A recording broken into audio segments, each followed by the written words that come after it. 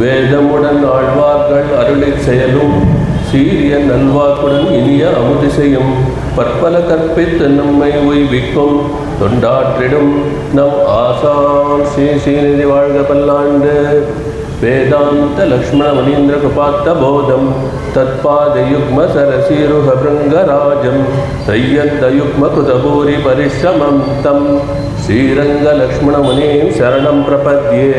ராமானுஜதயா பாத்திரம் ஞான வைராக்கியபூஷணம் ஸ்ரீமத்வேங்கடநாதார்யம் வந்தே வேதாந்ததேசிகம். லக்ஷ்மீநாதசமாரம்பாம் நாதயாமனமध्यமாம் அஸ்மதாச்சாரியபர்யந்தாம் வந்தே குருபரம்பராம். யோ நித்யமच्युतपदाम्बुजयुग्मरुक्म व्यामोतस्तद्वितराणि तृणाय मेने अस्मद्गुरोर्भगवतोऽस्य दैकसिन्धोः रामानुजस्य चरणौ शरणं प्रपद्ये.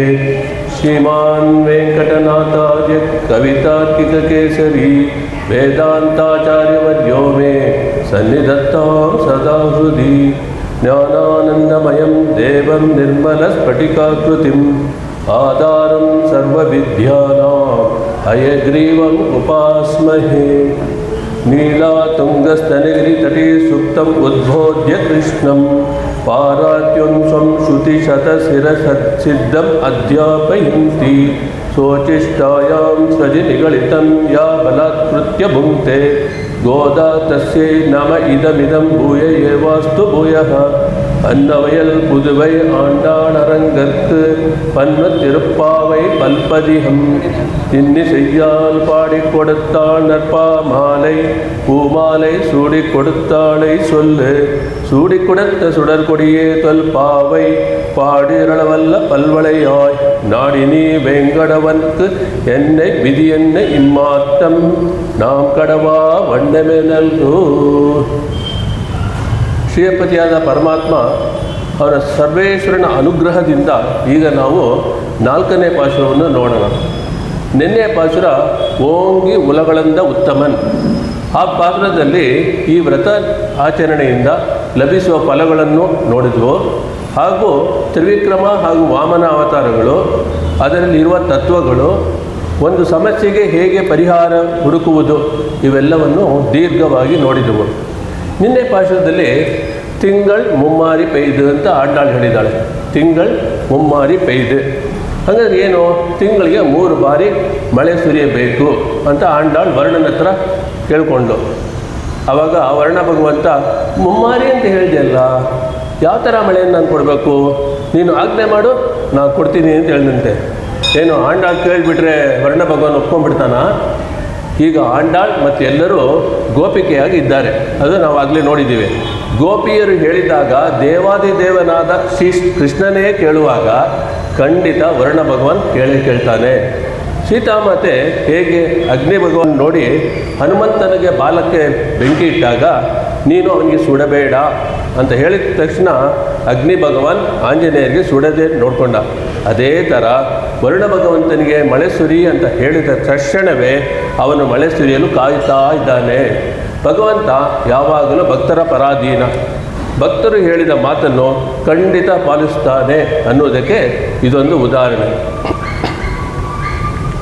ஆழிமழை கண்ணா ஒன்று நீ கை கரவேல் ஆழியுள் பொக்கு முகந்து கொடார்த்தேரி ஊழி முதல்வன் உருவம் போல் மை கருத்து பாழியம் தோளுடை பத்மநாபன் கையில் ஆழி போல் மின்னி வலம்பரு போல் நின்றதிர்ந்து தாழாதே சாங்க முதைத்த சரமழை போல் வாழ உலகினில் பெய்தாள் நாங்களும் மார்கழி நீராட மகிழ்ந்தேலோர் எம்பாவாய். ಆಳಿ ಮಳೆ ಕಣ್ಣ ಒಂದು ನೀ ಕೈಕರವೇಲ್. ಅಗಾಧವಾದ ಮಳೆಗೆ ನಿರ್ವಾಹಕನಾದ ಕಣ್ಣನೇ, ನೀನು ಒಂದು ರೀತಿಯಲ್ಲೂ ನಿನ್ನ ಔದಾರ್ಯ ಗುಣವನ್ನು ಬಿಡದೆ ನಮಗೆ ಸಹಾಯ ಮಾಡಬೇಕು ಅಂತ ಕೇಳ್ತಾನೆ.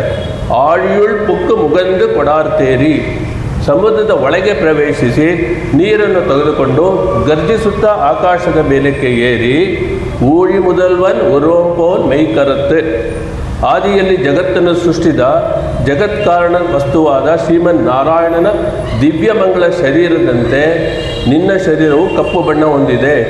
ಪಾಳ್ಯಂ ತೋಳುಡೈ ಪದ್ಮನಾಭನ್ ಕೈಯಿಲ್, ಗಂಭೀರವೂ ಸುಂದರವಾದ ತೋಳುಗಳನ್ನು ಪಡೆದಿರುವ ಪದ್ಮನಾಭನ ಕೈಯಲ್ಲಿ ಆழிಪೋಲ್ ಮಿನ್ನಿ ಒಲಂಬರಿಪೋಲ್ ನಿನ್ರ ಅದಿರ್ಂದೆ.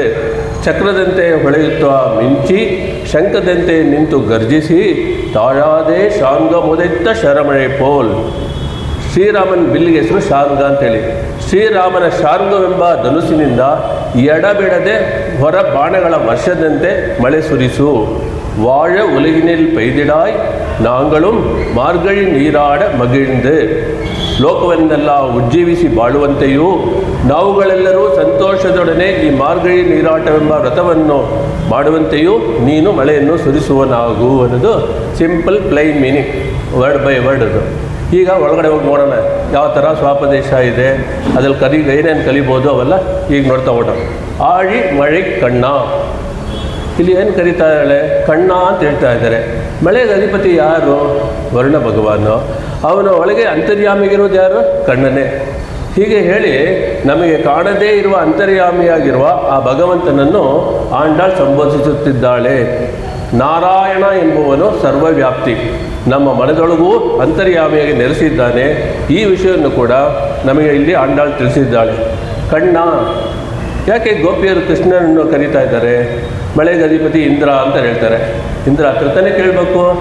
ಇಲ್ಲ ಮೋಡಗಳಿಗೆ ಅಧಿಪತಿ ಇಂದ್ರ ಆದರೆ ಜಲಕ್ಕೆ ಅಧಿಪತಿ ವರುಣ. ಒಂದು ಇಂದ್ರನ ಕೇಳಬೇಕು, ಇಲ್ಲ ವರುಣನ ಕೇಳಬೇಕು, ಇಲ್ಲ ಇಬ್ಬರನ್ನು ಕೇಳಬೇಕು. ಇಂದ್ರ ಮತ್ತು ವರುಣನ ಜೊತೆ ಕೇಳ್ಬೋದು ಅಷ್ಟೇ. ಆದರೆ ಆಂಡಾಳ್ ಎಂಬೆರುಮಾನ ಕಣ್ಣನನ್ನು ಸಂಬೋಧಿಸುತ್ತಿದ್ದಾಳೆ. ಏಕೆಂದರೆ ಎಲ್ಲರಲ್ಲೂ ಅಂತರ್ಯಾಮಿ ನಿಲ್ಲಿಸೋದು ಶ್ರೀಕೃಷ್ಣ. ಶ್ರೀಕೃಷ್ಣನ ನಾರಾಯಣನೇ. ಆದ್ದರಿಂದ ಆಳಿ ಮಳೆ ಕಣ್ಣ ಅಂತ ಕರೆದ ತಕ್ಷಣ ಅವಳು ಸುಮ್ಮನೆ ಕಣ್ಣ ಅಂದ್ಬಿಟ್ರೆ ಎಲ್ಲರೂ ಅಂತರ್ಯಾಮಾಗಿದ್ದರಿಂದ ಎಲ್ಲರನ್ನು ಕರೆದೇ ಆಗಿಬಿಡ್ತಲ್ಲಿ. ಜಸ್ಟ್ ಕಣ್ಣ ಹೇಳ್ಬಿಟ್ರೆ all are being included in that. ಯಾಕೆಂದರೆ ಎಲ್ಲರ ಅಂತರ್ಯಾಮಿಯಲ್ಲಿ ಕೃಷ್ಣ ಇರೋದ್ರಿಂದ ಅವಳು ಕೃಷ್ಣ ಅಂತ ಕರೆದ್ಬಿಟ್ಲು ಅಂತೇಳಿ ಇಲ್ಲಿ ಹೇಳ್ತಾರೆ. ಈ ಪಾತ್ರದಲ್ಲಿ ಆಳಿ ಮಳೆ ಕಣ್ಣ ಅಂತೇಳಿ ಅಂತರ್ಯಾಮ ಕೃಷ್ಣನ ಸಂಬೋಧನೆ ಮಾಡ್ತಾಳೆ. ಇಲ್ಲಿ ವರ್ಷ, ಮಂಡಲ ವರ್ಷ ಅಂತಾರೆ. ಆಳಿ ಮಳೆ ಕಣ್ಣ, ಆಳಿ ಅನ್ನೋ ವರ್ಡ್ಗೆ ಮಂಡಲ ವರ್ಷ ಅಂತ ಹೇಳ್ತಾರೆ. ವರ್ಷ ಅಂದರೆ ಮಳೆಯಲ್ಲಿ, ಮಂಡಲ ವರ್ಷ ಅಂತಾರೆ. ಮಂಡಲ ಮಳೆ ಅಂದರೆ ಏನು ಅಂದರೆ ಎಲ್ಲ ಕಡೆ ಸ್ವಲ್ಪ ಸ್ವಲ್ಪ ದಿನ ಮಳೆ ಸುರಿಯೋದು. ಒಂದೇ ಕಡೆ ಮಳೆ ಸುರಿದ್ರೆ ಏನಾಗುತ್ತೆ? ಅತಿವೃಷ್ಟಿ ಅನಾವೃಷ್ಟಿ ಆಗುತ್ತೆ.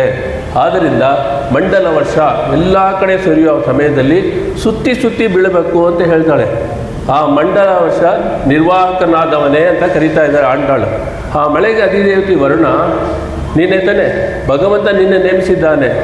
ಅಗ್ನಿಗೆ ಉಷ್ಣ ಇರುವಂಥ ಒಂದು ಗುಣವನ್ನು ಭಗವಂತ ಕೊಟ್ಟಿದ್ದಾನೆ. ಅದೇ ರೀತಿ ಎಷ್ಟೋ ದೇವತೆಗಳಿಗೆ ಭಗವಂತ ಒಂದೊಂದು ಕಾರ್ಯವನ್ನು ನಾವು ಹೆಂಗೆ ಒಂದು ಆರ್ಗನೈಸೇಷನ್ ಒಬ್ಬೊಬ್ರಿಗೆ ಒಂದೊಂದು ಕೆಲಸ ಮಾಡ್ತೀವೋ, we assign duties to each one. ಆ ಥರ ಭಗವಂತ ಒಬ್ಬೊಬ್ರಿಗೂ ಒಂದೊಂದು ಕೆಲಸ ಕೊಟ್ಟಿದ್ದಾನೆ. ಆ ಕೆಲಸ ಕೊಡುವಾಗ ಏನು ಮಾಡಿದ್ದಾನೆ? ಅವ್ರಿಗೇನು ಬೆಸ್ಟೋ ಅದು ನೋಡಿದ್ದಾನೆ. ಒಂದು ತಾರತಮ್ಯ ನೋಡಿ ವರುಣನಿಗೆ ಬಹಳ ಕರುಣ ಅಂದರೆ ವರುಣ. ಅದಕ್ಕೋಸ್ಕರ ವರುಣನಿಗೆ ಮಳೆ ಕೊಡೋ ಕೆಲಸ ಕೊಟ್ಟಿದ್ದಾನೆ ಅಂತ ಇಲ್ಲಿ ಹೇಳ್ತಾರೆ. ಅದೇ ಥರ ಅಗ್ನಿಗೆ ಬೆಂಕಿ ಬರೋದು ಕ್ವಾಲಿಟೀಸ್ ಇರೋದ್ರಿಂದ ಅಗ್ನಿ ದೇವತನ್ನ ಅದಕ್ಕೆ ನೇಮಿಸಿದ್ದಾನೆ ಅಂತೇಳಿ. ಈ ರೀತಿ ನಾವು ನಿನ್ನ ಕರುಣೆಯನ್ನು ನೋಡೇನೆ ಭಗವಂತ ನಿನ್ನ ಕೆಲಸ ಕೊಟ್ಟಿದ್ದಾನಲ್ವಾ, ಎಂಥ ಕರುಣೆ ನಿನ್ನದು ವರ್ಣದೇವನೇ ಅಂತ ಹೇಳ್ಬಿಟ್ಟು ನೀನು ಮಳೆ ಎಲ್ಲ ಕಡೆ ಸುರಿಸ್ತೀಯೋ, ನಿನಗೆ ಉಷ್ಣವೇ ಇಲ್ಲ, ನೀನು ಯಾವಾಗಲೂ ಶೀತಲವಾಗಿ ಇರುತ್ತೀಯಲ್ಲ. ಈ ಶೀತಲ ಸ್ವಭಾವವನ್ನು ನೋಡಿನೇ ಭಗವಂತನಿಗೆ ಇಂಥ ಕೆಲಸ ಕೊಟ್ಟಿದ್ದಾನೋ ಅಂತ ಕೇಳ್ತಾ ಇದ್ದಾನೆ. ಅಷ್ಟು ಕಾರುಣ್ಯ ನಿನಗೆ, ಎಲ್ಲ ಕಡೆ ಮಳೆಯನ್ನು ನೀನು ಸುರಿಯಬೇಕು ಎಂದು ಭಗವಂತನ ನಿಯಮನ. ಅದೇ ರೀತಿ ನೀನು ನಮಗೂ ಕೂಡ ಕಾರ್ಯ ಮಾಡಬೇಕು ಅಂತ ಗೋಪಿಗಳು ಹೇಳ್ತಾ ಇದ್ದಾರೆ. ಭಗವಂತ ಅವನಿಗೆ ಕೊಟ್ಟ ಕೈಂಕರ್ಯ, ಅವನು ಮಾಡಬೇಕಾದ ಕೈಂಕರ್ಯವನ್ನೇ ಇಟ್ಟು ಆಂಡಾಳ್ ಆಳಿ ಮಳೆ ಕಣ್ಣ ಅಂತೇಳಿ ಕರೀತಾ ಇದ್ದಾಳೆ ಅಂತೇಳಿ. ಆಳಿ ಮಳೆ ಕಣ್ಣ ಒಂದು ನೀ ಕೈಕರವೇಲ್, ಒಂದು ನೀ ಕೈಕರವೇಲ್ ಅಂತಾರೆ. ನಿನ್ನ ಹತ್ರ ಸ್ವಲ್ಪನೂ ಬಾಕಿ ಇಟ್ಕೋಬಾರ್ದಂತೆ. ಮಿಕ್ಕಿದೇನ ಇಟ್ಕೊಂಡಿದ್ಯಾ? ಇಲ್ಲ, ಆ ಥರ ಮಳೆ ಸುರಿಸ್ಬೇಕು. ನಿನ್ನ ಸ್ವಭಾವ ಯಾವ ಥರ ಅಂತ ಹೇಳಿದ್ರೆ, ಒಂದು ಕಡೆ ಮೋಡ ಬಂದರೆ ಸಾಕು, ಸಂಪೂರ್ಣವಾಗಿ ಅಲ್ಲಿ ಮಳೆ ಬರುತ್ತೆ, ಆಮೇಲೆ ಅದೇನೂ ಇಲ್ಲದಂತೆ ಆಗಿಬಿಡುತ್ತೆ. ಆ ಥರ ಒಂದು ಸ್ವಭಾವ ನಿನ್ನಲ್ಲಿರುವುದು. ಅದಕ್ಕೆ ಅನುಗುಣವಾಗಿ ನೀನು ಒಂದು ಸ್ವಲ್ಪವನ್ನೂ ಇಟ್ಟುಕೊಳ್ಳದೆ ಮಳೆಯನ್ನು ಸುರಿಯಬೇಕು. ಒಂದು ನೀ ಕೈಕರವೇಲ್ ಅಂದರೆ ಏನು? ಕೈಯಲ್ಲಿ ಇಟ್ಕೋಬಾರ್ದು ಬಾಕಿ ಅಂತ. Everything you should give, don't keep anything with you ಅಂತ ಇಲ್ಲಿ ಅರ್ಥ ಆಗುತ್ತೆ. ಯಾವ ರೀತಿ ನಿನ್ನಲ್ಲೂ ನೀರಿರಬೇಕು ಗೊತ್ತಾ? Next question. ಆಳಿಯುಳ್ ಪುಕ್ ಮುಗಂದ್ ಕೊಡಾತ್ತೇರಿ ಅಂತ ಹೇಳ್ತಾರೆ. ಆಳಿ ಅಂದರೆ ಸಮುದ್ರ ಅಂತ ಅರ್ಥ. ಮೊದಲನೇ ಆಳಿ ಆಳಿ ಫಸ್ಟ್ ಟೈಮ್ ಬಂದಾಗ ಅದು ಬಂದ್ಬಿಟ್ಟು ಮಂಡಲ ವರ್ಷ ಆಯಿತು. ಎರಡನೇ ಸರಿ ಆಳಿ ಬಂದಾಗ ಅದು ಸಮುದ್ರ ಅಂತ ಹೆಸರು. ಹೆಂಗೆ ನೀರು ಕೊಡಬೇಕು? ಸಮುದ್ರದ ಒಳಗೆ ನೀನು ಹೋಗಬೇಕು. ಆಳ್ಯುಳ್ ಪುಕ್ ಅಂದರೆ ಸಮುದ್ರದ ಒಳಗೆ ಹೋಗಿ ಕೊಡಬೇಕು, ನೀರು ತೊಗೊಂಡು ಬರಬೇಕು ಅಂತ ಹೇಳ್ತಾರೆ. ಸಮುದ್ರಸ್ಯ ಜಲಂ ಲವಣಂ ಅಂತ ಹೇಳ್ತಾರೆ. ಸಮುದ್ರಸ್ಯ ಜಲಂ ಲವಣಂ. ಲವಣ ಅಂದರೆ ಉಪ್ಪು. ಸಮುದ್ರದಲ್ಲಿರುವ ನೀರು, ಜಲ ಅಂದರೆ ನೀರು, ಸಮುದ್ರದ ನೀರು ಉಪ್ಪಿದೆ ಅಂತೇಳಿ ಅದು ಸಂಸ್ಕೃತದಲ್ಲಿ ಮೀನಿಂಗ್ ಸಿಂಪಲ್ ಆಗಿದೆ. ಆದರೆ ಸೂರ್ಯಕಿರಣಗಳಿಂದ ಆವಿಯಾಗಿ ಹೋಗುವ ನೀರು ಹನಿಗಳಾಗಿ ಕೂಡಿ ಬೆಳ್ಳಗಿರುವ ಮೋಡಗಳಿಗೆ ಸೇರಿದಾಗ, ಬೆಳ್ಳಗಿರುವ ಮೋಡದಲ್ಲಿ ನೀರೆಲ್ಲ ಹೋಗಿ ಸೇರಿದ ತಕ್ಷಣ ಮೋಡ ಕಪ್ಪಗಾಗ್ಬಿಡತ್ತೆ. ಭಗವಂತನ ಅನುಗ್ರಹದಿಂದ ಆ ಮೋಡ ಏನಾಗುತ್ತೆ, ಯಾವುದೋ ಒಂದು ಪರ್ವತಕ್ಕೋ ಯಾವುದೋ ಒಂದು ಕಾಡಿನಲ್ಲೋ ಇಲ್ಲ ಒಂದು ಗ್ರಾಮದಲ್ಲೋ ಮಳೆಯಾಗಿ ಸುರಿಯುತ್ತದೆ. ಅದರಿಂದ ಭಗವಂತನ ಅನುಗ್ರಹ ಇದ್ದರೆ ಮಾತ್ರ ಮಳೆ ಸುರಿಯೋದು. ಕಪ್ಪು ಮೋಡ ಆಗಿಬಿಟ್ಟು ಅದು ನೀರು ಸುರಿಯುತ್ತೆ. ಮುಗಂದು ಕೊಡಾರ್ತೇರಿ. ಮುಗಂದು ಕೊಡಾರ್ತೇರಿ ಅಂದರೆ ದೊಡ್ಡ ಶಬ್ದದ ಜೊತೆ ಈ ಮಳೆ ಹೆಂಗೆ ಬರಬೇಕು ಅಂತ ಹೇಳ್ತಾ ಇದ್ದಾರೆ. ಒಂದು ದೊಡ್ಡ ಶಬ್ದದ ಜೊತೆ ಮೇಲೆ ಎಲ್ಲರೂ ನೋಡುವಂತೆ ಆಕಾಶವನ್ನು ನೀನು ಹತ್ತಬೇಕು. ಇದು ಯಾವ ಥರ ಶಬ್ದ ಇರಬೇಕು ಅಂತ ಕೇಳಿದ್ರಂತೆ. ಕೃಷ್ಣ ಬರುವಂಥ ಶಬ್ದ. ಕೃಷ್ಣ ಎಲ್ಲಿಂದ ಬರ್ತಾನಂದರೆ ಕಾಡಿಗೆ ಎಲ್ಲ ಕರ್ಕೊಂಡು ಹೋಗ್ತಾನೆ ಹಸುಗಳನ್ನೆಲ್ಲ ಮೇಯಿಸೋಕ್ಕೆ. ವಾಪಸ್ ಬರುವಾಗ ಏನಾದರೂ ಸಾಯಂಕಾಲ ಅವನು ಅವ್ರ ಜೊತೆ ಗೋಪಿಕೆಯರು ಎಲ್ಲ ವಾಪಸ್ ಬರ್ತಾ ಇರ್ತಾರಲ್ಲ, ಅವುಗಳ ಶಬ್ದ ಬರುತ್ತಂತೆ. ಆ ಶಬ್ದ ಗುಡು ಗುಡು ಗುಡು ಅಂತ ಶಬ್ದ.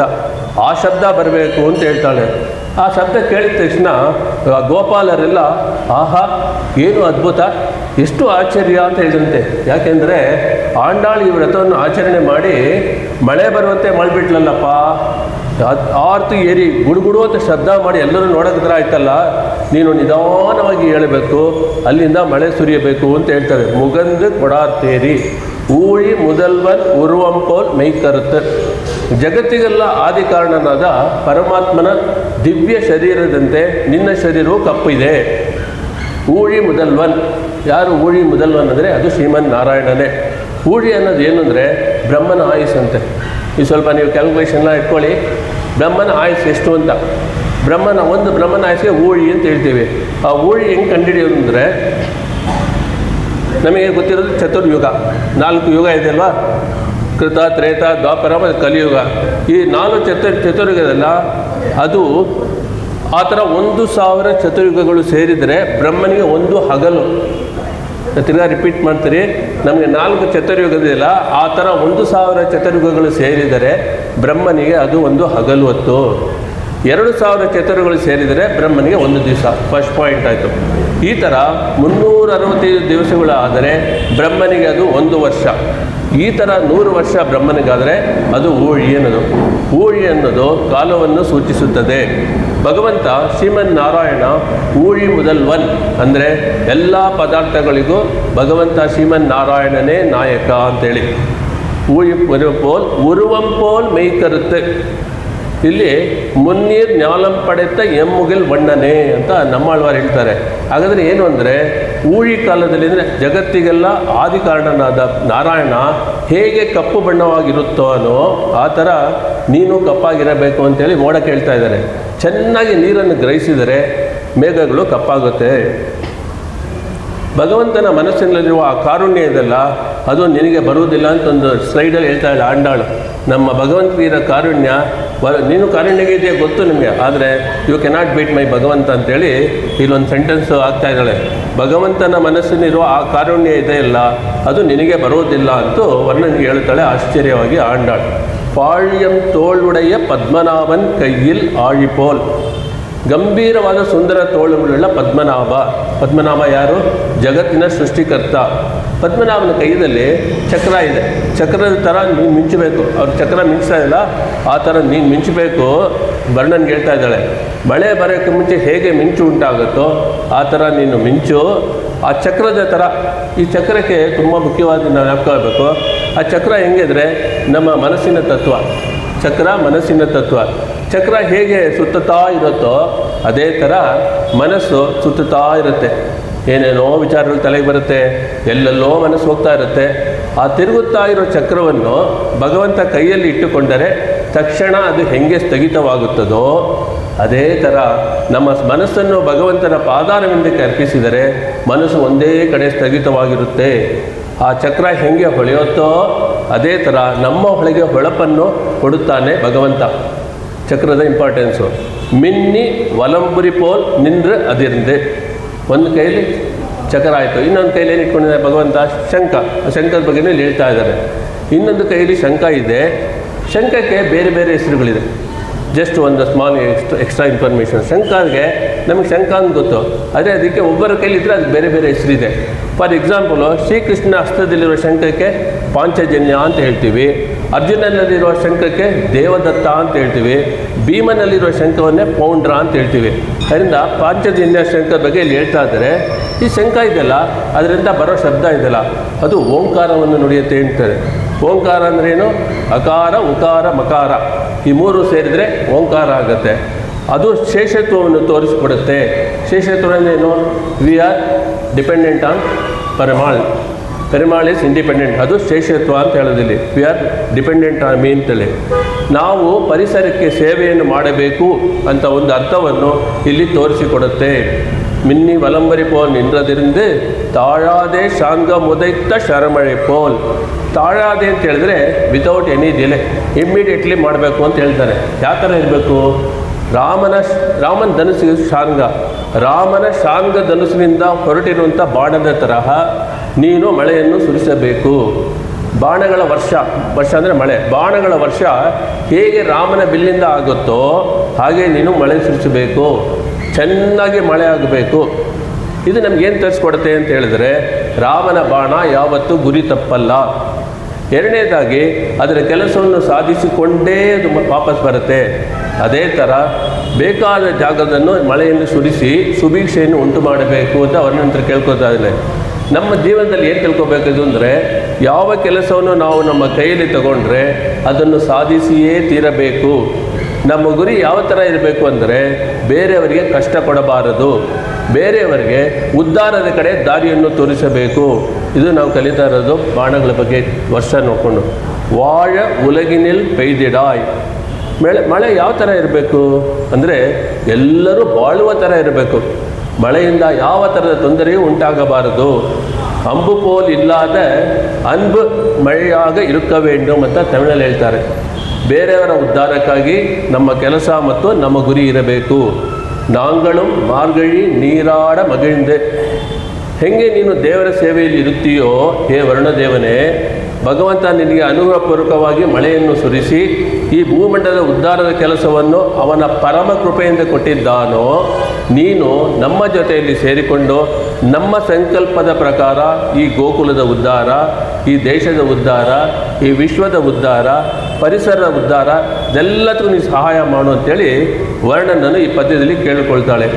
ತುಂಬ ಮುಖ್ಯವಾಗಿ ಪರಿಸರಕ್ಕೆ ನಾವು ಸೇವೆಯನ್ನು ಮಾಡಿದರೆ ಪರಿಸರ ನಮ್ಮ ಕಡೆ ಕೇಂದ್ರೀಕೃತವಾಗುತ್ತದೆ. If you care for nature, nature will care for you. If you do not care for nature, nature will also shun you. ಇದನ್ನು ನಾವು ತಿಳ್ಕೋಬೇಕು. ಹೇಗೆ ಮಳೆಯನ್ನು ಸುರಿಸಬೇಕು ಅಂತ ಹೇಳುವಾಗ ಕೂಡ ನೋಡಿ, ಭಕ್ತರಿಗೆ ಭಗವಂತನ ಧ್ಯಾನವೇ ಇರುತ್ತೆ. ಈ ಹೇಗೆ ಮಳೆ ಸುರಿಯಬೇಕು ಎಂತೆಂಥ ಎಕ್ಸಾಂಪಲ್ ಕೊಟ್ಟಿದ್ದಾರೆ ನೋಡಿ ಈಗ. ಆದ್ದರಿಂದಲೇ ಕಪ್ಪು ಮೇಘವನ್ನು ಭಗವಂತನ ತಿರುಮೇನಿಯ ಬಣ್ಣ, ಮಿಂಚು ಅಂದರೆ ಭಗವಂತನ ಕೈಯಲ್ಲಿರುವ ಚಕ್ರ, ಸಿಡಿಲು ಅಂದರೆ ಭಗವಂತನ ಶಂಖನಾದ, ಮಳೆ ಸುರಿಸು ನಡೆಸುವ ಶ್ರೀರಾಮನ ಸಾಂಗ, ಎಲ್ಲ ಬಿಲ್ಲಿಂದ ಬಾರುವ ಮಣಂತೆ. ಇದರಿಂದ ಎಲ್ಲವನ್ನು ಭಗವಂತನನ್ನು ನೆನೆಸಿಕೊಳ್ಳುವ ಥರ ನಮ್ಮ ಸ್ಮರಣೆ ಯಾವಾಗಲೂ ಇರಬೇಕು ಎಂದು ಆಂಡಾಳ್ ನಮ್ಮೆಲ್ಲರಿಗೂ ತೋರಿಸಿಕೊಡುತ್ತಿದ್ದಾಳೆ ಈ ಪಾಸುರದಲ್ಲಿ. ಈ ಪಾಸುರದಲ್ಲಿ ಒಂದು ಆಚಾರ್ಯರ ಹಿರಿಮೆಯನ್ನು ಕೂಡ ತಿಳಿಸುತ್ತೆ ಅಂತ ಪೂರ್ವಾಚಾರ್ಯರು ಹೇಳ್ತಾರೆ. ಅದು ಹೆಂಗೆ ನೋಡೋಣ. ಮಳೆ ಹೆಂಗೆ ಪಕ್ಷಪಾತವಿಲ್ಲದ ಎಲ್ಲ ಸ್ಥಳಗಳಿಗೂ ಸುರಿಯುತ್ತದೆಯೋ ಹಾಗೆಯೇ ಆಚಾರ್ಯರು ಧರ್ಮಶಾಸ್ತ್ರಗಳ ಅರ್ಥಗಳನ್ನು ಪಕ್ಷಪಾತವಿಲ್ಲದೆ ಎಲ್ಲರಿಗೂ ಬೋಧಿಸುತ್ತಾರೆ. ಉಪ್ಪು ನೀರನ್ನು ಹೇಗೆ ಸಮುದ್ರದಿಂದ ತೆಗೆದುಕೊಂಡು ಮಳೆ ಸಿಹಿ ನೀರನ್ನು ಕೊಡುತ್ತದೆಯೋ ಅದೇ ಥರ ಆಚಾರ್ಯರು ವೇದಗಳು, ಉಪನಿಷತ್ತು, ದಿವ್ಯ ಪ್ರಬಂಧ, ಧರ್ಮಶಾಸ್ತ್ರ ಎಲ್ಲದರೊಳಗೆ ನುಗ್ಗಿ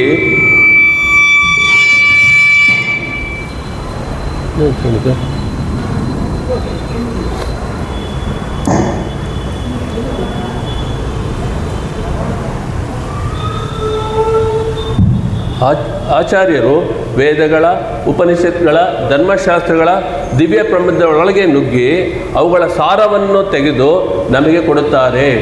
ಹೀಗೆ ನಮಗೆಲ್ಲ ಶಾಸ್ತ್ರಗಳ ಸಾರವನ್ನು ನೀಡುತ್ತಿರುವ ಆಚಾರ್ಯರ ಕೃಪೆಯನ್ನು ಬೇಡಿ ನಾವು ವಂದಿಸೋಣ. ಈ ಭೂಲೋಕದಲ್ಲಿ ಇರುವವರೆಗೆ ನಮಗೆ ಆಚಾರ್ಯರೇ ಎಲ್ಲ ವಿಷಯವನ್ನು ತಿಳಿಸಿ ಭಗವಂತನನ್ನು ಸೇರಲು ಇರುವ ಉಪಾಯವನ್ನು ತೋರಿಸುತ್ತಾರೆ. ಇದೇ ವಿಷಯವನ್ನು ನಮ್ಮ ಆಂಡಾಳು ನಾವು ತಿರುಪಾವೈ ನೋಡ್ತಾ ಇದ್ದೀವಿ. ಇನ್ನೊಂದು ಗ್ರಂಥದ ಹೆಸರು ನಾಚ್ಯಾರ್ ತಿರುಮಳಿ ಅಂತ. ಅದರಲ್ಲಿ ಇದನ್ನು ಹೀಗೆ ವರ್ಣಿಸಿದ್ದಾಳೆ.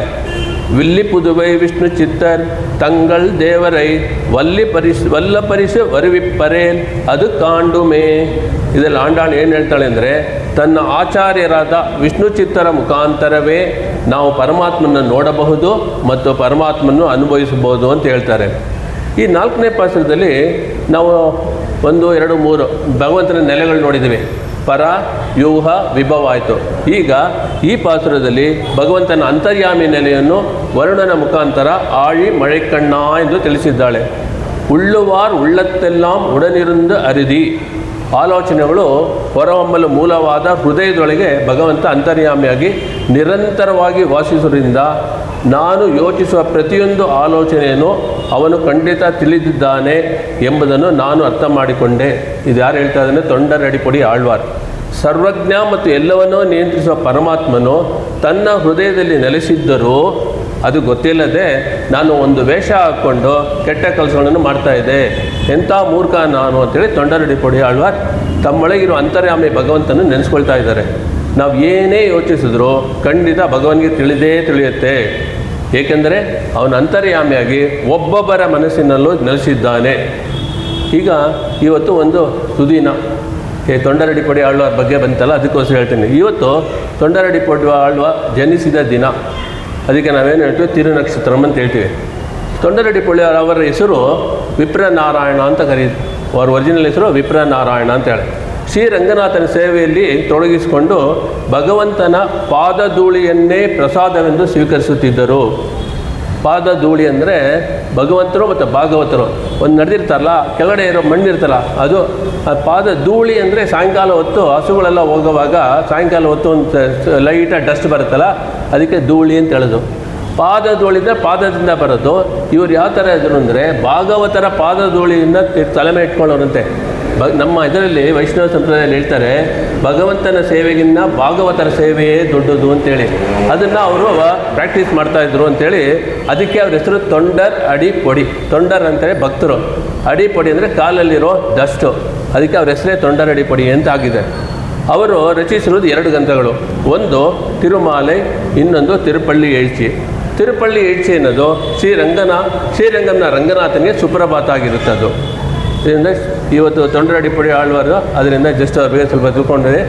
ಈಗ ಈ ಪಾಸುರದಲ್ಲಿ ನಾವು ಆಳಿ ಮಳೆಕಣ್ಣ ಪಾಸುರದಲ್ಲಿ ನಮ್ಮ ಜೀವನದಲ್ಲಿ ಅನುಷ್ಠಾನ ಮಾಡಬೇಕಾಗಿರುವ ತತ್ವಗಳನ್ನು ಈಗ ನೋಡೋಣ. ಜೀವನದಲ್ಲಿ ನಾವು ಏಳಿಗೆ ಕಡೆಗೆ 3 ಕರ್ತವ್ಯಗಳನ್ನು ಮಾಡಿದರೆ ಭಗವಂತ ಅದಕ್ಕೆ ಅನುಗ್ರಹ ಮಾಡ್ತಾನೆ. ಮೊದಲು ನಮ್ಮ ಸುಧಾರಣೆ, ನಮ್ಮ ಒಳಗಡೆ ಇರುವಂತಹ ಗುಣಗಳನ್ನು ಗಮನಿಸಿ ನಾವು ಅಭಿವೃದ್ಧಿ ಮಾಡಿಕೊಳ್ಳುವಂಥ ಪ್ರಯತ್ನವನ್ನು ಏರ್ಪಡಿಸಿಕೊಳ್ಳಬೇಕು. ಅದಕ್ಕೆ ಆಂಗ್ಲ ಭಾಷೆಯಲ್ಲಿ ಡೆವಲಪ್ಮೆಂಟ್ ಆಫ್ ದಿ ಸೆಲ್ಫ್ ಅಂತ ಹೇಳ್ತಾರೆ. 2ನೇದು, ನಮ್ಮ ಬಳಿ ಯಾರೆಲ್ಲ ಬರ್ತಾರೋ ಅವರ ಸುಧಾರಣೆಗೆ ನಾವು ಸ್ವಲ್ಪ ಮಟ್ಟಿಗೆ ಮನಸ್ಸನ್ನು ಸಲ್ಲಿಸುವುದು. ಯಾರೆಲ್ಲ ಜೊತೆ ಬರ್ತಾರೋ ಅವರು. 3ನೇದು ಪರಿಸರ ಉದ್ಧಾರ. ಇದನ್ನು ನಮ್ಮ ಮ್ಯಾನೇಜ್ಮೆಂಟ್ ಕಾನ್ಸೆಪ್ಟಲ್ಲಿ planet, people, profit 3 P's planet, people, profit ಅಂತ ಹೇಳ್ತಾರೆ. ಪ್ಲ್ಯಾನೆಟ್ ಅಂದರೆ ಪರಿಸರ, ಪೀಪಲ್ ಅಂದರೆ ಜನ, ಪ್ರಾಫಿಟ್ ಅಂದರೆ ನಮ್ಮಲ್ಲಿರುವಂಥ ಗುಣಗಳ ಅಭಿವೃದ್ಧಿ. ಒಂದು ಉದ್ಯಮದಲ್ಲಿ ಪ್ರಾಫಿಟ್ ಅಂದರೆ ದುಡ್ಡಿರ್ಬೋದು, ಆದರೆ ಇಲ್ಲಿ ನಮ್ಮ ಒಳಗಡೆ ಇರುವಂಥ ಗುಣ ಅಭಿವೃದ್ಧಿನ ಮಾಡಿಕೊಂಡರೆ ತೃಪ್ತಿ ಎನ್ನುವ ಧನ ನಮ್ಮನ್ನು ಬಂದು ಕಾಪಾಡುತ್ತೆ. ಈ 4ನೇ ಪದ್ಯದಲ್ಲಿ ಜೀವನದ ಶ್ರೇಷ್ಠತೆಯ ಕಡೆಗೆ ಹೋಗುವಂಥ ಒಬ್ಬ ಮನುಷ್ಯನನ್ನು ನೋಡಿ ಭಗವಂತ ಈ ಪರಿಸರದಲ್ಲಿರುವಂಥ ಶಕ್ತಿಗಳನ್ನೆಲ್ಲ ಅವನ ಕಡೆ ಕೇಂದ್ರೀಕೃತ ಮಾಡುತ್ತಾನೆ. When we converge towards nature, nature converges towards you. ಇದನ್ನು ಅರ್ಥ ಮಾಡ್ಕೋಬೇಕು. ಪರಿಸರದ ಕಡೆಗೆ ನಮ್ಮ ಮನಸ್ಸು ಸಲ್ಲಿದರೆ ಪರಿಸರ ನಮಗೆ ಬೆಂಬಲವನ್ನು ಕೊಡುತ್ತೆ. ಆದರೆ ಅದೇ ಪರಿಸರ ಕಡೆ ನಾವು ನಿಶ್ಚಿಂತೆ ಆಗಿದ್ದರೆ, ಅದರ ಕಡೆ ಗಮನವನ್ನು ಕೊಡದೇ ಇದ್ದರೆ ಪರಿಸರ ನಮ್ಮ ಸಹಾಯಕ್ಕೆ ಬರುವುದಿಲ್ಲ. ಈ ಪದ್ಯದಲ್ಲಿ ಮಗಿಳ್ದೆ ಅಂತ ಕೊನೆಯ ಪದ ಇದೆ. ಮಗಿಳ್ದೆ ಅಂದರೆ ಸಂತೋಷ ಅಂತೇಳಿ. ಸಂತೋಷಕ್ಕೆ ದಾರಿಯನ್ನು ಈ ಪಾಶುರದಲ್ಲಿ ಆಂಡಾಳ್ ತಿಳಿಸ್ತಾಳೆ. ಎಲ್ಲರ ಒಳಗಡೆ ಭಗವಂತನ ಉಪಸ್ಥಿತಿ ಇದೆ ಅಂತ ಹೇಳಿ ಆ ಭಗವಂತನ ಉಪಸ್ಥಿತಿಯನ್ನು ಆ ಕೃಷ್ಣನ ಉಪಸ್ಥಿತಿಯನ್ನು ವರ್ಣನಲ್ಲಿ ನೋಡಿ ದರ್ಶಿಸಿ ಆಂಡಾಳ್ ಆಳಿ ಮಳಿಕಣ್ಣ ಅಂತ ಸಂಬೋಧನೆ ಮಾಡಿದ್ರಲ್ಲ ಅಂತ ಕೆಲವು ವ್ಯಾಖ್ಯಾನಕಾರರು ಹೇಳ್ತಾರೆ. ಒಂದ್ರು ನೀ ಕೈಕರವೇಲ್, ಇದರಲ್ಲಿ ನಮಗೇನು ತತ್ವ ಇದೆ ನೋಡೋಣ. ಪಕ್ಷಪಾತವಿಲ್ಲದೆ ನೀನು ಮಳೆಯನ್ನು ಸುರಿಸಬೇಕು ಅಂತ ಹೇಳಿದ್ದಾಳೆ. ಜಲದರ್ಪಿತ ಮೋಡ ಮಳೆಯನ್ನು ಸುರಿಸುವಾಗ ಅದರಲ್ಲಿ ಒಂದು ತತ್ವ ಇದೆ, ಅದನ್ನು ನಾವು ತಿಳಿಯಬೇಕು. ಪಕ್ಷಪಾತವಿಲ್ಲದೆ ಅಂದರೆ ಏನಂತ ಅಂದರೆ ಸಮುದ್ರದಲ್ಲೂ ಮಳೆ ಸುರಿಯುತ್ತೆ, ನೆಲದಲ್ಲೂ ಮಳೆ ಸುರಿಯುತ್ತೆ. ಇದರಿಂದ ನಾವು ಏನು ಕಲಿಬೇಕು ಅಂದರೆ ಇವ್ರು ನನ್ನವರು, ಇವ್ರು ನನ್ನವರಲ್ಲ, ಇವ್ರು ಇನ್ ಗ್ರೂಪ್, ಇವ್ರು ಔಟ್ ಗ್ರೂಪ್, ಅದನ್ನೆಲ್ಲ ಬಿಟ್ಬಿಟ್ಟು ಎಲ್ಲರನ್ನು ಒಂದೇ ಥರ ನಾವು ಆಹ್ವಾನಿಸಿ ಅವರನ್ನು ನಮ್ಮವರನ್ನಾಗಿ ಮಾಡ್ಕೋಬೇಕು ಅನ್ನೋದು ಇದರಲ್ಲಿ ತತ್ವ ಬರ್ತಾ ಇದೆ. ಈಗ ಒಂದು ಎಕ್ಸಾಂಪಲ್ ತೊಗೊಳ್ಳೋಣ. ಅನ್ನ ನಮ್ಮ ಕೈಲಿ ಒಂದು ಪ್ಲೇಟು, ಅನ್ನದ ಪ್ಲೇಟ್ ನಮ್ಮ ಕೈಲಿ ಇಟ್ಕೊಂಡಿರುವಾಗ ಅದು ಭಾರ ಅನ್ನಿಸ್ತು. ಭಾರ ಅನ್ನಿಸ್ದಾಗ ಏನು ಮಾಡ್ತೀವಿ? ಒಂದು ಟೇಬಲ್ ಇದ್ದರೆ ಅದ್ರ ಮೇಲೆ ಇಡ್ತೀವಿ, ಇಲ್ಲ ಕೆಳಗೆ ಇಡ್ತೀವಿ. ಈಗ ಅನ್ನ ಫುಲ್ಲಾಗಿ ತಿಂದಾಯಿತು, ತಿಂದಾದ್ಮೇಲೆ ಭಾರ ಅನ್ನಿಸ್ತಾ ಇದೆಯಾ? ಏನಿಲ್ಲ. ಅದೇ ಥರ ಒಬ್ಬರನ್ನ ನಮ್ಮವರು ಅಂತ ನಾವು ಮಾಡ್ಕೊಂಡ್ಬಿಟ್ರೆ ಆವಾಗ ಭಾರ ಇರಲ್ಲ. ಆ ಭಾರ ಏನು ಅಂದರೆ ಅವ್ರ ಮೇಲಿರೋ ಅಸೂಯೆ, ಅವರಲ್ಲಿರುವ ದೋಷ ಯಾವುದು ನಮ್ಗೆ ಕಾಣಿಸೋದಿಲ್ಲ. ಇದನ್ನು ನಾವು ಅರ್ಥ ಮಾಡ್ಕೋಬೇಕು. ಈಗ ನಾವು ಮೊದಲನೇ ದಿವಸ ಪ್ರಶ್ನೆಯಲ್ಲಿ ತಿರುಪ್ಪಾವೆನಲ್ಲಿ ವೈಜ್ಞಾನಿಕ ವಿಷಯಗಳು ಇದೆಯೇ ಅಂತ ಕೇಳಿದ್ವಿ. ಈಗ ಎರಡು ವೈಜ್ಞಾನಿಕ ವಿಷಯ ನೋಡೋಣ ಈ ಪಾಸುರದಲ್ಲಿ. ಬರ್ನಾರ್ಡ್ ಪ್ಯಾಲಿಸಿ ಅನ್ನೋನು ವಾಟರ್ ಸೈಕಲ್ ಜಲಚಕ್ರನ ಇನ್ವೆಂಟ್ ಮಾಡ್ದ 1580s, ಹಾಗಾದರೆ 450 ವರ್ಷಗಳ ಹಿಂದೆ. ಸೂರ್ಯನ ಕಿರಣಗಳಿಂದ ಸಮುದ್ರದ ನೀರು ಆವಿಯಾಗಿ ಮೇಲೆ ಹೋಗಿ ಅವು ಸಣ್ಣ ಸಣ್ಣ ನೀರಿನ ಹನಿಗಳಾಗಿ ಮೋಡವಾಗಿ ರೂಪುಗೊಳ್ಳುತ್ತವೆ. ನಂತರ ಮಿಂಚು ಕಾಣಿಸಿಕೊಳ್ಳುತ್ತದೆ. ಅದಾನಂತರ ಗುಡುಗು ಸಮೇತ ಮಳೆ ಸುರಿದು ಸಮುದ್ರ ಹಾಗೂ ಇತರ ಪ್ರದೇಶಕ್ಕೆ ನೀರನ್ನು ಒದಗಿಸುತ್ತದೆ. ಇದು ಅವನ್ನ ಕಂಡಿರೋದ ಇನ್ವೆನ್ಷನ್ ಇದು. ಆಳಿಪೋಲ್ ಮಿನ್ನಿ ಒಲಂಬರಿಪೋಲ್ ನಿನ್ರದಿರ್ದು ಅಂತ ಹೇಳಿದಾಳೆ ಆಂಡಾಳ್. ಅದೇನಪ್ಪ ಅಂದರೆ light travels faster then sound. ನಾವು ಚಿಕ್ಕವರಾದಲ್ಲ ಮಿಂಚು ಅದು ಕಾಣುತ್ತೆ, ಆಮೇಲೆ ಇದು ಕೇಳಿಸಿದೆ ಗುಡುಗಿನ ಶಬ್ದ ಅಂತ. ಅದನ್ನು ಕೂಡ ಇಲ್ಲಿ ಹೇಳಿದೆ ನೋಡಿ. ಆಳಿಪೋಲ್ ಮಿನ್ನಿ ಒಲಂಬರಿ ಪೋಲ್ ನಿನ್ರದಿರಂದೆ, ಮೊದಲು ಮಿನ್ನಲ್ ಆಮೇಲೆ ಗುಡುಗು ಅಂತ. ಈ ಥರ ಈ ವೈಜ್ಞಾನಿಕ ವಿಷಯವನ್ನು ಕೂಡ ಪಾಠದಲ್ಲಿ ಅದೇ ಕ್ರಮದಲ್ಲಿ ತಿಳಿಸಿದ್ದಾಳೆ. ಈ ಎರಡೂ ವೈಜ್ಞಾನಿಕ ವಿಷಯಗಳನ್ನು ಆಂಡಾಳ್ ಈ ಪಾಶುರದಲ್ಲಿ 2000 ವರ್ಷಗಳ ಮುಂಚೆಯೇ ತಿಳಿಸಿದ್ದಾಳೆ. ಎಂತಹ ಆಶ್ಚರ್ಯವಿದು. ಈಗ ಲಾಸ್ಟ್ ಪಾರ್ಟ್, ನವವಿಧ ಭಕ್ತಿ. ಆಳಿ ಮಳಿಕಣ್ಣ ಒಂದನಿ ಕೈಕರವೇಲ್. ಆಂಡಾಳ್ ಎಲ್ಲ ಆಚಾರ್ಯರಿಗೆ ಇದರಲ್ಲಿ ವಂದನೆ ಮಾಡ್ತಾಳೆ. ವಂದನಂ. ನವವಿಧ ಭಕ್ತಿಯಲ್ಲಿ 6ನೆಯ ಪ್ರಕಾರ ವಂದನಂ. ಈ ಶಬ್ದ ಸಂಸ್ಕೃತದಲ್ಲಿನ ಮೂಲ ರೂಪ ವದಿ ಅಂತ. ಈ ಪದದ ಅರ್ಥ ಅಭಿವಾದನ, ಸ್ತುತಿ ಎನ್ನುವ 2 ಅರ್ಥಗಳು ಸಹ ಇದೆ. ಅಭಿವಾದನೆ ಅಂದರೆ ಸಾಷ್ಟಾಂಗ ನಮಸ್ಕಾರ ಅಂತಲೂ ಇರ್ಬೋದು. 8 ಅಂಗಗಳಿಂದ ದೈಹಿಕವಾಗಿ ನಾವು ಮಾಡುವ ನಮಸ್ಕಾರ, ಹಾಗೆ ಮಾನಸಿಕವಾಗಿ ಸಹ ವಂದನೆ ಎನ್ನುವುದು ಮಾಡಬೇಕು. ಪ್ರದಕ್ಷಿಣೆ ನಮಸ್ಕಾರ, ಹೆಜ್ಜೆ ನಮಸ್ಕಾರ, ಅನೇಕ ವಿಧಾನಗಳಲ್ಲಿ ನಾವು ಪರಮಾತ್ಮನಿಗೆ ವಂದನೆ ಅಥವಾ ನಮಸ್ಕಾರ ಮಾಡ್ಬೋದು. ವಂದನೆ ಮಾಡುವಾಗ ಹರಿ ಸರ್ವೋತ್ತಮ ಎನ್ನುವ ಮುಖ್ಯ ವಿಷಯದ ಅರಿವು ನಮಗಾಗಿರಬೇಕು. ನಾನು ಕಿರಿಯನು ಸ್ವಾಮಿ, ನೀನು ಪರಮ ದೈವ ಅಂತ. ಅದಕ್ಕೆ ದಾಸರೇನು ಹೇಳ್ತಾರೆ? ನಾಥನು ನೀನು, ಅನಾಥನು ನಾನು ಅಂತ ಅವರೇ ಹೇಳ್ಕೊಂಡಿದ್ದಾರೆ. ಸದಾ ಪರಮಾತ್ಮನ ಮುಂದೆ ನಾವು ಬಹಳ ಸಣ್ಣವರಲ್ಲಿಯೂ ಸಣ್ಣವರು ಎನ್ನುವ ಭಾವನೆಯಿಂದ ಈ ಚರಾಚರ ಸೃಷ್ಟಿ ಆತನ ಅಧೀನ ಎನ್ನುವ ವಿಷಯವನ್ನೇ ಧ್ಯಾನಿಸಬೇಕು ಅಂತ ಇದರಲ್ಲಿ ಹೇಳಿದ್ದಾರೆ. ವಂದಿಸುವುದಾದಿಯಲಿ ಗಣನಾಥನ, ವಂದಿಸುವುದಾದಿಯಲಿ ಗಣನಾಥನ, ವಂದಿಸುವುದಾದಿಯಲಿ ಗಣನಾಥನ. ಸಂದೇಹ ಸಲ್ಲ ಶ್ರೀಹರಿಯ ಆಜ್ಞೆ ಇದಕ್ಕುಂಟು, ವಂದಿಸುವುದಾದಿಯಲಿ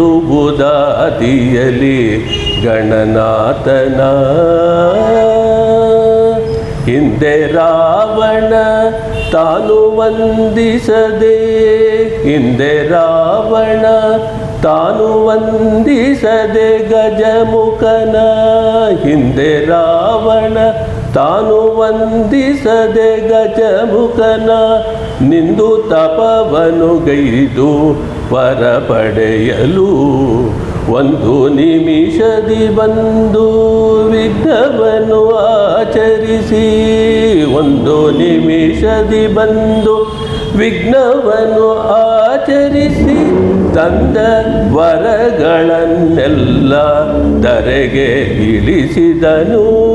ಒಂದು ನಿಮಿಷದಿ ಬಂದು ವಿಘ್ನವನ್ನು ಆಚರಿಸಿ ತಂದ ವರಗಳನ್ನೆಲ್ಲ ಧರೆಗೆ ಇಳಿಸಿದನು. ವಂದಿಸುವುದಾದಿಯಲಿ ಗಣನಾಥನ. ಇಂದು ಜಗವೆಲ್ಲ ಉಮೆ ನಂದನನ ಪೂಜಿಸಲು ಚಂದದಿಂದಲೇ ಸಕಲ ಸಿದ್ಧಿಗಳನ್ನಿತ್ತು. ಇಂದು ಜಗವೆಲ್ಲ ಉಮೆ ನಂದನನ ಪೂಜಿಸಲು ಚಂದದಿಂದಲೇ ಸಕಲ ಸಿದ್ಧಿಗಳನ್ನಿತ್ತು. ತಂದೆ ಸಿರಿ ಪುರಂದರ ವಿಠಲ. ತಂದೆ ಸಿರಿ ಪುರಂದರ ವಿಠಲನ ಸೇವೆಯೊಳು ಬಂದ ವಿಘ್ನವ ಕಳೆದು ಆನಂದವ ಕೊಡುವೆ. ತಂದೆ ಸಿರಿ ಪುರಂದರ ವಿಠಲನ ಸೇವೆಯೊಳು ಬಂದ ವಿಘ್ನವ ಕಳೆದು ಆನಂದವ ಕೊಡುವೆ. ವಂದಿಸುವುದಾದಿಯಲಿ ಗಣನಾಥನ. ಸಂದೇಹ ಸಲ್ಲ ಶ್ರೀಹರಿಯ ಆಜ್ಞೆಯಿದ ಕುಂಟು. ವಂದಿಸುವುದಾದಿಯಲಿ ಗಣನಾಥನ. ಗಣನಾಥನ ಗಣನಾಥನ. ಈ ಕೃತಿಯಲ್ಲಿ ಮೊದಲಿಗೆ ಗಣನಾಥನಿಗೆ ವಂದಿಸಬೇಕು ಎಂಬ ಅರ್ಥವನ್ನು ನೀಡುತ್ತದೆ. ಯಾವುದೇ ಹೊಸ ಕಾರ್ಯವನ್ನು ಅಥವಾ ಶುಭ ಸಮಾರಂಭವನ್ನು ಆರಂಭಿಸುವ ಮೊದಲು ಗಣಪತಿಯನ್ನು ಪ್ರಾರ್ಥಿಸುವ ಭಾರತೀಯ ಸಂಪ್ರದಾಯವನ್ನು ಇದರಲ್ಲಿ ಸೂಚಿಸಿದೆ. ಗಣಪತಿಯನ್ನು ವಂದಿಸದೇ ಇರುವ ಕಾರಣದಿಂದ ಯಾರ್ಯಾರು ಏನು ಕಷ್ಟಗಳನ್ನು ಪಟ್ಟರೆನ್ನುವುದನ್ನು ಹಾಗೂ ವಂದನೆ ಮಾಡಿದವರಿಗೆ ಬರುವ ಸುಖವನ್ನು ಬಹಳ ಸುಂದರವಾಗಿ ಪುರಂದರದಾಸರು ಇದರಲ್ಲಿ ತಿಳಿಸಿದ್ದಾರೆ. ನಾಳಿನ ಪಾಶುರ ಮಾಯನೈ. ಆ ಪಾಶುರದಲ್ಲಿ ಪರಮಾತ್ಮನ ಅರ್ಚೆ ನೆಲೆಯನ್ನು ಕಾಣಬಹುದು. ಭಗವಂತನನ್ನು ಕಾಯ ವಾಚ ಮನಸ ಅಂದರೆ ಶರೀರ ಮಾತು ಮತ್ತು ಮನಸ್ಸುಗಳಿಂದ ಪೂಜಿಸಿ ನಮ್ಮ ಪಾಪಗಳನ್ನೆಲ್ಲ ಹೋಗಲಾಡಿಸಿಕೊಳ್ಳಬಹುದು ಎಂಬ ವಿಷಯವನ್ನು ನಾಳಿನ ಪಾಶುರ ಮಾಯನೆಯಲ್ಲಿ ತಿಳಿಯೋಣ. ಶತಮಕಮಣಿ ನೀಲ ಚಾರು ಕಲ್ಹಾರ ಹಸ್ತ ತನಬರ ನಮಿತಾಂಗಿ ಸಾಂದ್ರ ವಾತ್ಸಲ್ಯ ಸಿಂಧು ಅಲಕವಿನಿತಾಭಿ ಶ್ರದ್ಧರ ಕೃಷ್ಣನಾಥ ವಿಲಸದುರುದಿ ಗೋದ ವಿಷ್ಣು ಚಿತ್ತಾತ್ಮಜಾನಃ. ಆಂಡಾಳ್ ತಿರುವಡಿಗಳೇ ಶರಣಂ. ಸರ್ವಂ ಶ್ರೀ ಕೃಷ್ಣಾರ್ಪಣಮಸ್ತು.